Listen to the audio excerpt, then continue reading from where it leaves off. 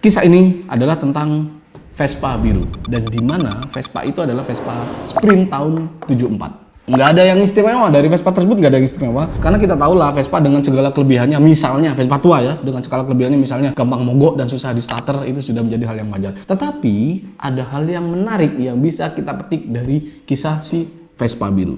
Assalamualaikum warahmatullahi wabarakatuh, selamat datang di channel Hello Brother. Bersama saya Brother Kai. Selama 10 menit ke depan saya akan cerita tentang kisah inspiratif, tentang bisnis, tentang kreatif, mindset, hingga apapun juga yang menarik untuk diceritakan. Pastikan Anda tetap di sini, tonton sampai habis karena insya Allah akan ada sesuatu yang menarik yang bisa Anda petik dari sini. Begini ceritanya. Suatu saat saya memutuskan membeli Vespa. Kenapa? Pada waktu itu, menurut saya seorang seniman itu kalau tidak naik Vespa kurang keren. Kalau mobil VW ya. Jadi karena dengan tampilan saya yang dekil, gondrong, alangkah kerennya kalau dilengkapi dengan Vespa. Hal itu sudah menjadi semacam aturan yang tidak tertulis bahwa seniman harus gembel, harus gondrong, dan kalau bisa bawa Vespa. Itu akan keren banget jadinya. Nah, di sini ada yang menarik. Antara Vespa dan seniman, kalau di dalam dunia brand itu disebut sebagai brand personality. Personalitinya dia gembel, dia seniman segala macam, dan brand image-nya dinaikin Vespa, naik Vespa itu. Jadi image-nya adalah seorang yang asik, yang seniman banget. Nah, di sini seniman dan Vespa biru dalam brand disebut sebagai brand image. Nah, selanjutnya ini ada cerita yang menarik. Suatu hari saya itu pergi. Biasanya saya sepulang kerja. Jadi waktu itu saya kuliah sambil kerja ya. Saya kuliah di Seni Rupa Bali, ambil di Udayana. Kemudian setiap saya pulang kuliah, saya langsung kerja, atau sebaliknya, pulang kerja langsung kuliah. Di sela-sela pulang kerja sama kuliah itu, sore harinya, saya biasanya ke pantai, apalagi pas weekend. Saya ke pantai, di tengah perjalanan, ban saya kempes bos. Otomatis, di situ, kalau dalam bisnis, ada problem, ban kempes dong. Jadi, bisnis itu bertemunya masalah, dengan solusi, kemudian ada transaksi. Kalau kita ngomong runutannya begitu. Di situ ada problem, ban saya kempes. Enak-enak naik motor. Setelah saya dorong, jalan, nggak nemu ada pom bensin. Disitulah ketemu ada tembel ban. Dan situ ada tulisan tembel ban dan vulkanisir. Tahu kan kalau zaman dulu. Dan kebetulan di situ ada bapak-bapak. Nah, di depan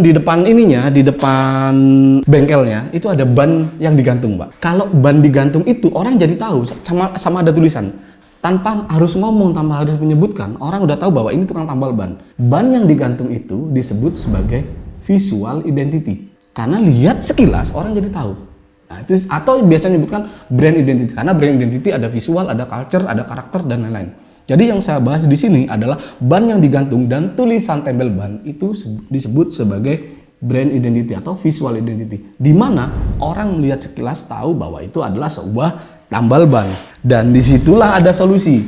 Ada masalah, ban bocor, ketemulah identitas dan identitinya yang kelihatan, visibility-nya jelas, kelihatan dari jauh orang kelihatan. Ketika Anda membangun sebuah bisnis, kalau bisa munculkan ibaratnya brand identity atau visual identity itu adalah apa yang kita teriakkan. Semakin kita kenceng teriaknya, orang semakin tahu. Semakin gede. Makanya kalau kita lihat di McDonald ya, itu kan gede banget itu. Gede banget. Jadi orang dari jarak berapa 100 meter, 200 meter orang udah tahu bahwa di situ ada ayam goreng itu yang punya itu. Ya, jadi begitu. Oke. Kenapa menjadi penting? Karena jika ada masalah, ada solusi, insya Allah akan ada transaksi. UKM itu sering salah, Pak. Yang dilakukan dulu, membuat solusi dulu. Misalnya, dia jago masak mie, tahu-tahu bikin mie. Padahal belum tentu ada orang yang butuh mie. Ternyata dia orang-orang sini penyuka rawon misalnya. Nah, disitulah ada solusi dulu, baru nyari siapa yang punya problem. Dan 90% kegagalan sebuah bisnis atau brand bukan karena produknya, tetapi karena nggak ada yang beli.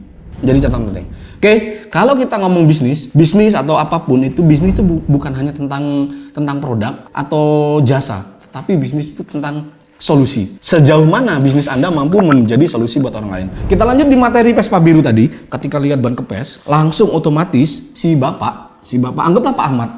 Pak Ahmad itu langsung menangani Vespa saya. Tanpa babi bu dan segala macam ditangani Vespa saya sampai selesai. Tidak ada yang istimewa. Seperti biasa orang tembel ban ada prosesnya, dibakar dulu, kadang-kadang diludahin buat memastikan panas apa enggak. Bener kan? Seperti itu. Nah, di situ nggak ada yang istimewa. Biasa aja yang dilakukan, biasa aja. Tetapi ketika saya mau membayar, disinilah. Ketika saya membayar, ternyata duit saya nggak ada, Pak.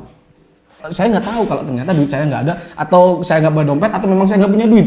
Itu kan hal yang beda tipis. Ternyata duitnya nggak ada. Dan apa yang terjadi? Pak Ahmad bilang, sudah mas, sampean bawa aja. Besok kalau sampean lewat sini, sampean bayar. Dan kalau ingat sampean bayar. Pak, ini seorang tembel ban, brother. Ya, ini seorang tembel ban, tetapi dia punya rasa apa kalau kita bilang apa? Rasa apa? Apa namanya?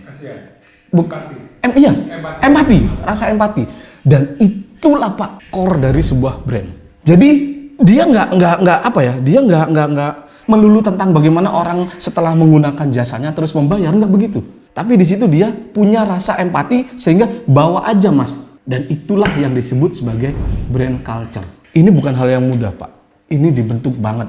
Sehingga hal ini menjadi kebiasaan turun-temurun. Kalau di dalam brand culture ini ditulis dalam brand guideline. Sehingga memunculkan culture yang sesuai dengan brand atau visi perusahaan atau mimpi besar perusahaan. Disitulah fungsinya brand guideline. Dan apa yang dilakukan Bapak itu tanpa tertulis, entah mungkin dia sekolahnya juga nggak pernah sekolah brand atau nggak pernah sekolah tentang kepribadian, tapi beliau mampu memperlakukan customernya dengan excellent. Itulah yang disebut sebagai excellent service. Apa yang tadi dilakukan oleh Pak Ahmad di dalam profesionalisme itu disebut brand culture atau brand attitude. Kembali lagi kita bahas attitude ya kemarin. Brand aja punya attitude-nya. Di situ tanpa disuruh, tanpa diminta. Dan mungkin Pak Ahmad nggak sekolah yang tinggi-tinggi amat, meskipun namanya Pak Ahmad. Tapi beliau mampu memperlakukan konsumennya, atau dia kalau di dalam hotel itu namanya service excellent ya. Jadi beliau itu memperlakukan saya yang orang yang ibaratnya tidak dikenal, baru datang dan tiba-tiba suruh bawa aja duitnya. Karena disitulah ada nilai, ada value yang dimiliki oleh Pak Ahmad yang mungkin tidak dimiliki oleh orang lain, oleh tembel ban lain. Sebenarnya tidak ada yang spesial, tetapi yang membuat spesial adalah value yang dilakukan oleh Pak Ahmad, sehingga kalau di dalam brand itu yang disebut sebagai UVP, jadi unique value proposition. Disitulah apa yang dilakukan oleh Pak Mamat menjadi UVP yang berbeda dengan servis lainnya. Sama-sama penjual ban, yang satunya orangnya belangsak, yang satunya orangnya baik dan segala macam. Disitulah kenapa konsumen mau mencintai brand Anda atau mencintai produk Anda, karena ada value yang dia dapatkan yang tidak dimiliki oleh orang lain. Di dalam brand ada dua, ada UVP, ada USP.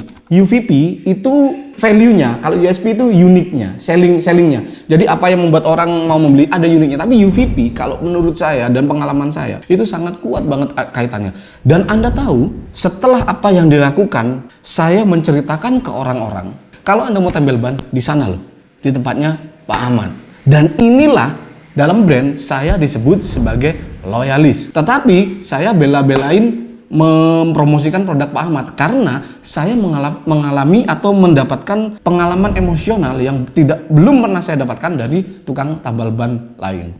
Oke, kesimpulannya brand itu bukan hanya tentang produk atau jasa. Tapi brand itu lebih banyak bagaimana Anda mengikat orang lain dengan emosional dan value yang Anda miliki. Itu tadi cerita kali ini tentang Vespa Biru. Jika teman-teman punya cerita yang menarik atau cerita inspiratif, silakan komen di bawah ya. Silakan komen di bawah, dan komen yang terbaik akan kita pilih, kita jadikan video, dan Anda berhak mendapatkan uang tunai dari kita. Oke, jangan lupa komen, like, and share. Bagi yang belum subscribe, silakan subscribe dan silakan di-share ya. Semoga kita semua selalu sehat, bahagia, dan sukses luar dalam. Bersama saya, Brother Kai. Sampai ketemu di cerita berikutnya. Selamat berkarya, baik aja terus.